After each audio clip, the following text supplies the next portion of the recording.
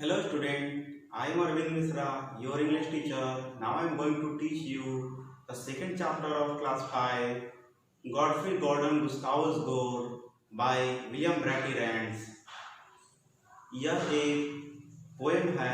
इस पोएम को शुरू करने के पहले हम इस चैप्टर के डिफिकल्ट वर्ड्स को और उसके मीनिंग को देख लेते हैं। तो आइए मैं बोर्ड पर लिखता हूँ और आप कॉपी और कलम लेकर उसे राइट डाउन कर लीजिए। फर्स्ट वर्ड इज रंग, WRUNG, रंग। इसका मतलब होगा जोर से पकड़ना और निचोड़ना।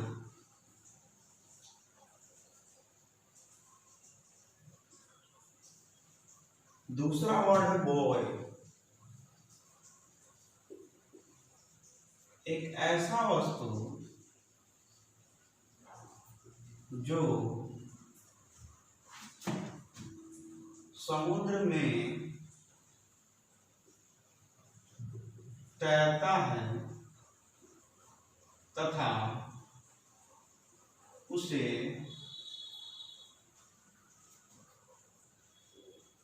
किसी क्षेत्र के निशान के रूप में प्रयोग किया जाता है।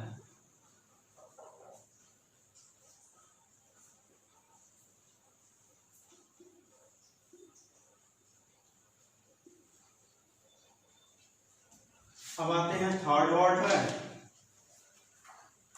रीड।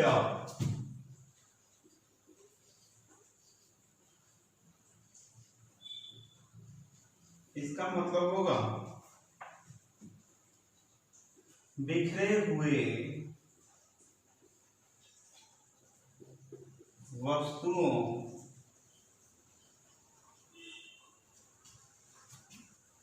से कुछ बनाना।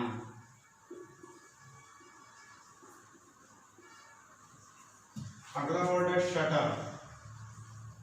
शटर इसका मतलब होता है बढ़ाना। अगला वर्ड है कीप ऑन शोर। इस फ्रेज का मतलब होगा अपने बात पर अडिग रहना।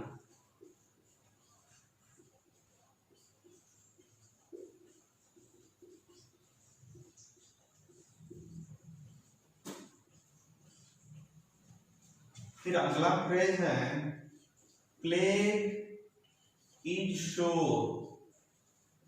सॉरी, शोर नहीं, शोर है। ये शोर है और ये शोर है। ये तालव्य श वाला शोर और ये दंती श वाला शोर। ओके, प्लेग इज शोर।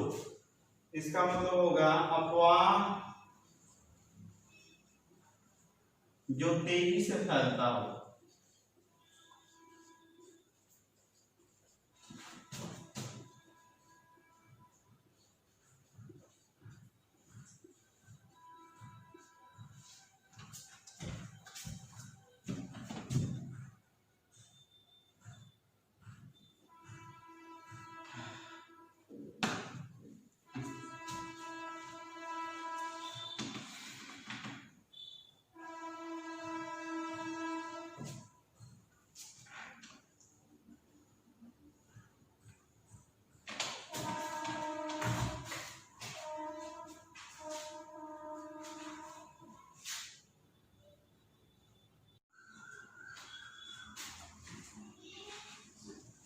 एक वर्ड है पीनेंस।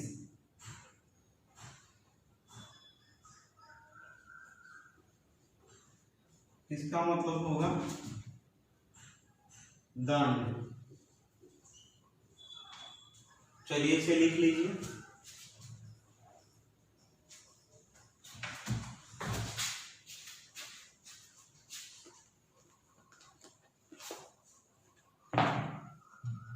चैप्टर को अब शुरू करने के पहले इस पोएम के पोएट के बारे में जान लेते हैं।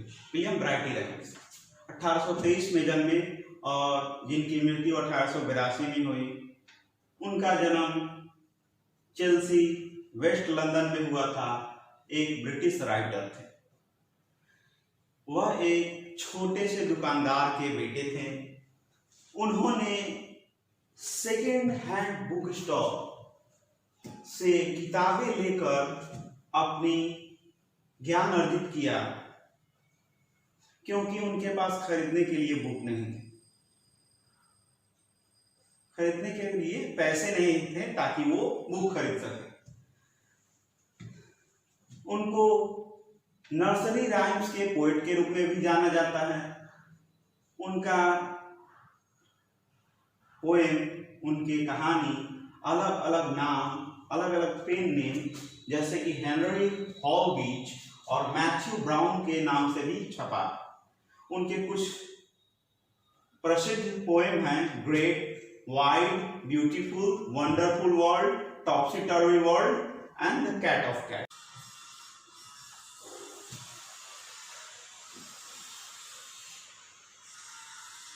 चलिए चैप्टर को शुरू करते हैं। ये पोएम गॉडफ्री गॉर्डन गुस्तावस गोर के बारे में है। गॉडफ्री एक ऐसा बालक था जो हमेशा दरवाजा खुले हुए छोड़ देता था। अब हम इस कविता की बात करें तो ये एक मीनिंगलेस कविता है। मीनिंगलेस कविता उसे कहा जाता है जहाँ एक इमेजिनरी, एक काल्पनिक कैरेक्टर होता है जो कुछ ऐसा काम करता है जिससे कॉमेडी, हास्य उत्पन्न हो। लेकिन इसे पूरी तरह से मीनिंगलेस कविता भी नहीं कहा जा सकता है। यह कविता आदतों के बारे में है, आदतों के बारे में संदेश देता है। तो चलिए हम इस कविता को पढ़ते हैं और इसको समझने का कोशिश करते हैं। Godfrey Gordon Gustavus Gore, no doubt you have heard the name before, was a boy who never would shut the door. The wind might whistle, the wind might roar, and teeth be aching and throat be sore, but still he never would shut the door. His father would beg, his mother implored, Godfrey Gordon Gustavus Gore, we really wish you would shut the door. Godfrey Gordon Gustavus Gore. कोई शंका नहीं है कि आप इस नाम को पहले नहीं सुने होंगे। एक लड़का था जो कभी दरवाजा बंद नहीं करता था। चाहे कितने भी हवाएं बहे, चाहे हवाएं धीरे धीरे बहे या तेजी से हवाएं बहे, चाहे ठंडी हवाएं बहे जिससे दांत पिटपिटाने लगे या गला सूखने वाली गर्म हवाएं बहे, लेकिन वह कभी भी दरवाजा बंद नहीं करता था। उसके फादर, उसके पिताजी उससे कहते थे या उसकी माँ उससे कहती थी, लेकिन गॉडफ्री गॉर्डन गुस्तावस गोर वह कभी भी दरवाजा बंद नहीं करता था। तो इतने लाइन्स की, इतने पैराग्राफ की ये मीनिंग हुई। अब चलिए हम कुछ लिटरेरी कीले देख लेते हैं। पहला है, ये नाम ही देखिए, गॉडफ्री गॉर्डन गुस्तावस गोर। सारे वर्ड एक कॉन्सोनेंट से शुरू होते हैं। एक पैराग्राफ के सारे वर्ड कॉन्सोनेंट से शुरू होते हैं। जो जी है, पहला लेटर के बारे में बात कर रहा हूं, प्रत्येक वर्ड का। और इस प्रकार के फिगर ऑफ स्पीच को एलिट्रेशन कहते हैं। आप अपनी बुक में देख सकते हैं, एलिट्रेशन का जिक्र हुआ है। एलिट्रेशन एक ऐसा फिगर ऑफ स्पीच होता है जो किसी पैराग्राफ में कॉन्सोनेंट के दोहराव को बताता है, यानी एक से ज्यादा बार एक ही पैराग्राफ में सेम कॉन्सोनेंट का प्रयोग किया गया।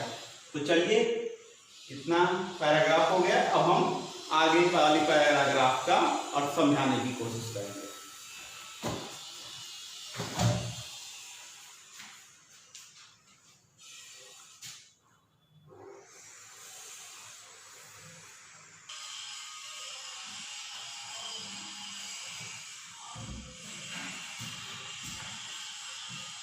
अब चलिए हम आगे की लाइन को देखते हैं। Their hands they wrung, their hair they tore, but Gottfried Gordon Gustavus Gore was deaf as the boy out at the north. When he walked forth, the folks would roar, Gottfried Gordon Gustavus Gore, why don't you think to shut the door?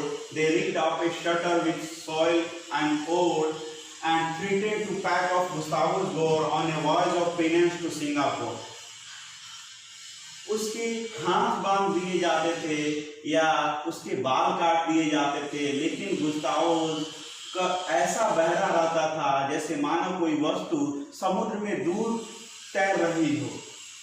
वह कभी भी लोगों से होकर गुजरता था तो लोग चिल्लाकर कहते थे, गॉडफ्री गॉर्डन गुस्तावस गोर, क्यों तुम नहीं दरवाजा बंद करते हो?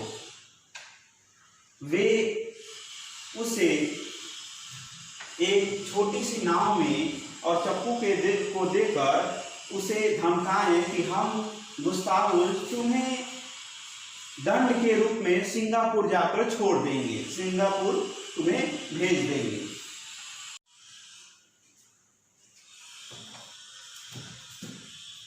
But he begged for mercy and said no more, pray do not send me to Singapore, on a shutter and then I will shut the door. You will, said his parents, then keep on shore, but mind you do for plague it sure of a fellow that never will shut the door, Gottfried Gordon Gustavus Gore. लेकिन उसने दया के लिए भीख मांगी और कहा कि और अधिक नहीं करूँगा और अधिक ये काम गलतियाँ नहीं दोहराऊँगा।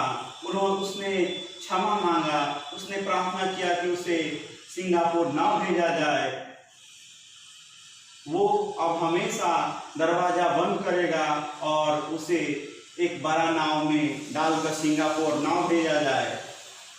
उसके माता पिता बोले, अगर तुम हमेशा अपने बात पर अडिग रहोगे तो और इस पर गलती को बार बार नहीं दोहराओगे तो तुम्हारे साथी भी हमेशा दरवाजा बंद करेंगे। गॉडफ्री गॉर्डन गुस्तावस गोर, यानी कि ये पोएम में गॉडफ्री गॉर्डन की गलतियों को बताया जा रहा है, जो अपने गलती को वो बार बार दोहरा रहा है। एक ऐसी गलती जो किसी से कभी कभार हो जाती है, लेकिन गॉडफ्री इस गलती को बार बार करता है। उसके माता पिता उसके दरवाजे बंद न करने की गलती से काफ़ी परेशान रहते हैं और कहते हैं कि दरवाज़ा बंद करके रखो। गर्मी की हवाएं चलती हो या ठंडी हवाएं आती हो या धीरे धीरे हवाएं चलती हो, किसी प्रकार के मौसम में वो दरवाज़ा बंद नहीं करता था, हमेशा दरवाज़ा खुला ही रखता था, जिससे उसके सेहत के ऊपर भी असर पड़ सकता था। उसके माता पिता उसके बारे में काफ़ी चिंतित थे कि गॉडफ्री अपने इस गलती में सुधार लाए, लेकिन गॉडफ्री हमेशा केयरलेस रहता था। गॉडफ्री के इस गलत व्यवहार से उसके माता पिता ने उसे दंड देने की बात कही। तब जाकर गॉडफ्री शपथ लेता है कि ऐसी गलती अब दोबारा नहीं करूँगा। यही इस कविता में का संदेश था कि हमें अपने गलतियों को बार बार दोहराना नहीं चाहिए, हमें अपने गलतियों में सुधार करके एक बेहतर इंसान बनने का कोशिश करना चाहिए। अगर आपको इस चैप्टर से रिलेटेड कोई प्रॉब्लम है तो आप कमेंट सेक्शन में नीचे लिख सकते हैं, या आप स्कूल के वेबसाइट पर जाकर अपने प्रॉब्लम सेक्शन में जाकर वहाँ लिख सकते हैं। आपके प्रश्नों का जवाब मैं 100% दूंगा। Thank you.